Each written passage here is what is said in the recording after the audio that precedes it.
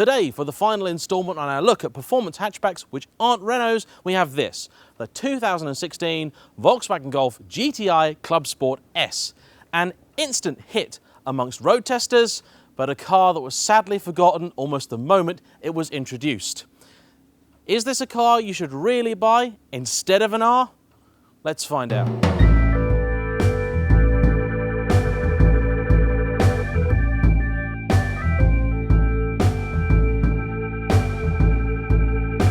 The Golf GTI is a performance car institution.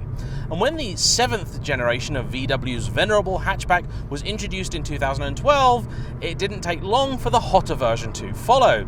However, I do recall the general bemusement that followed, because although it was an all-round decent package and of course a very competent car, Volkswagen didn't seem to have been doing much in the way of market research, because the new GTI had only 220 horsepower. It left them trailing some considerable way behind many of their rivals, and everyone was a little bit confused. They tried to remedy it by offering a power pack, giving you another 10 horsepower, and then of course the mighty R came along. But for some, the R was just not the car that they wanted. They wanted a better GTI. So in 2016, to coincide with the 40th anniversary of the GTI badge for VW, they brought out the Clubsport. Now, the Clubsport had about 260 horsepower and a more serious demeanour about it. But if you wanted a really serious hot hatch, you could order the Clubsport S. Limited to 400 examples, 150 of which came to the UK, the Clubsport S is about as serious as the Golf has ever been. So serious, in fact, that my buddy Darren and I are sitting in the only two seats that it has. And lovely seats they are too. Differently trimmed versions of the Recaro wingbacks that he also has in his B7 RS4. Up front, no nonsense at all. You've got the full-fat 300 horsepower R engine driving only 2 front wheels. The car has also been on something of a crash diet. Not only did VW sling the rear of the car in the bin, they also took out some of the sound insulation, fitted an aluminium front subframe, aluminium brake bells, bespoke tuning for the traction control and the limited slip diff at the front. There wasn't even air conditioning as standard, and the only choice of gearbox was a 6-speed manual. VW were very serious about this being the ultimate Golf, so serious that they went over to the Nürburgring and promptly took the record from Honda and the Civic Type R. So it's fast then. But is it fun? That is really the big question to ask, having driven now a succession of extremely engaging and diverse drivers' cars from the last 4 decades. Let's find out.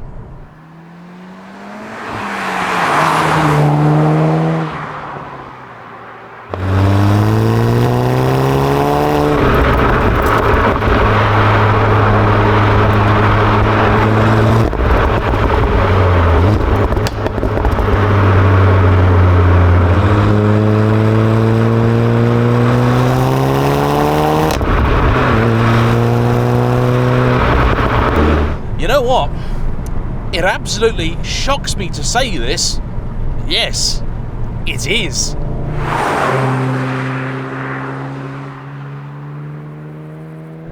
It's quick. Of course it's quick. This is 30 kilos lighter than a regular GTI, but more impressively, over 100 kilos lighter than the Golf R.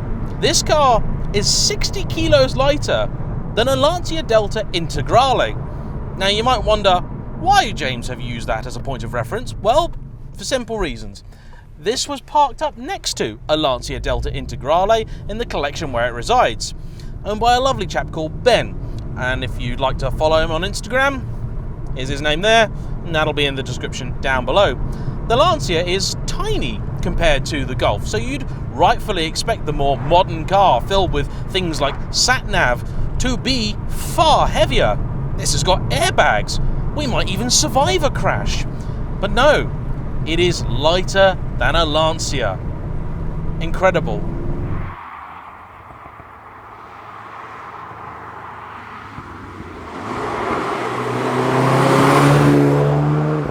The engine is, well, the Golf R engine. It works well enough.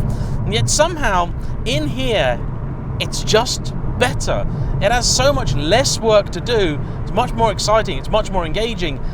And it even makes a nice noise. You probably hear the odd crack and pop, which took both myself and Darren by very much surprise.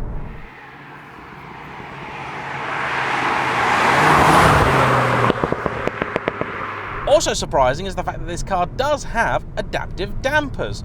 You've got quite a few different settings to choose and customize as well. We've got it in the typical road tester spec, which is everything in race except the suspension, which is in comfort. That's what you want for British B roads. Oh, what a thing! The steering is still light, even in race mode, but this thing is sharp, it's direct, it's a lot of fun. The Clubsport S looks mean too, really mean. It's got a few little tweaks here and there that not only really sharpen up the looks, but they also give it genuine downforce. Not a lot, but when you consider the regular car made lift, it's quite impressive. As standard, the car also came with super sticky Michelin Pilot Sport Cup 2 tyres, and for a day like today, they are fine.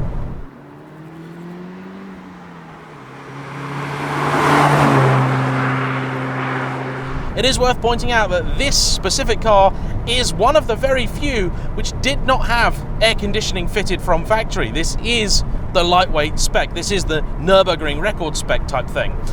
What is amusing is the fact that these seats are heated still. Mad. I personally would have had aircon in the car.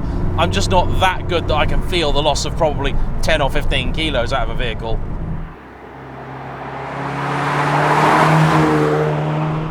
What don't I like about it? Well, from in here, looking forward, there's not a lot to tell you that you're in something particularly special. If you look behind you, you'll realise that you are.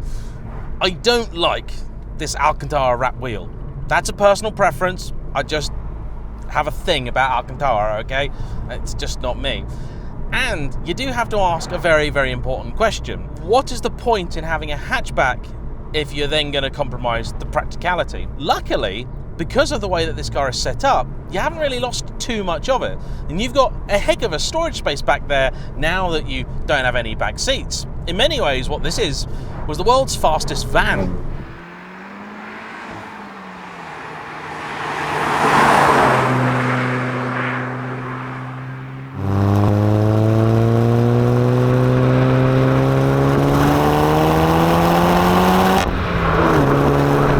Does want to follow the camber, and it shifts and it tilts and it twists and it moves around a little bit under you, but never in a frightening or daunting way whatsoever. Be interesting to see how this car copes in wet conditions, because historically that was the undoing of the Civic Type R. Gearbox is great, not quite as good as in the Honda, but then very few actually are. Oh, it loves that kind of stuff.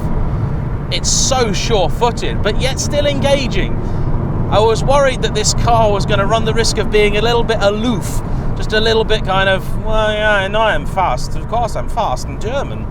But no, it's not. It's that kind of fun German that you ask to share a beer and then you buy him a pint and he says, well, where's the rest of it? The pops and bangs have even been judged really well. I know they're engineered in, but they've been engineered in by people with a bit of taste and decorum. I love driving this thing. I really do. A Golf R as a nice car, it's engaging. It's not always fun, but it's very capable. It feels like it's something that's been, constructed and built to just go quick. They measured it and they said, yeah, it's great, done.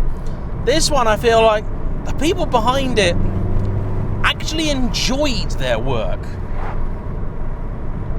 It's such a shame for that very reason that so few of these actually wound up being driven. That's always the sort of thing that's going to happen when you have a real limited edition vehicle like this. A lot of them are destined to wind up spending their life essentially in a cage. That's tragic.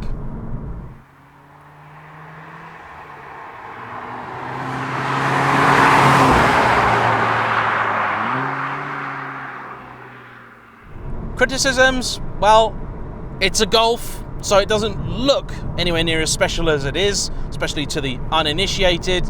And the other suspension modes that are not comfort are just unusable. Race is just horrifically bad on even a relatively smooth English road. But then it's a car designed for the track, so I can actually find forgiveness in my heart for that one. The fact that this car can put a smile on my face. This is the last car we're filming this weekend. We've been doing a lot of work recently. 12 reviews we've filmed in 2.5 days. It's a lot of miles we've done in a huge variety of cars. This we saved till last because it was the most modern, and we didn't want it to sort of ruin or alter our judgment of these older cars. We're very careful about the order that I've driven things in. But I was also worried that we'd finish on something of a low point. I knew that it was fast, but I almost knew that it wasn't going to be fun. How wrong I was. Been a week of surprises for me. I love my job. As always, don't forget to like, comment below, subscribe if you haven't already. I'll see you for the next one. Bye-bye.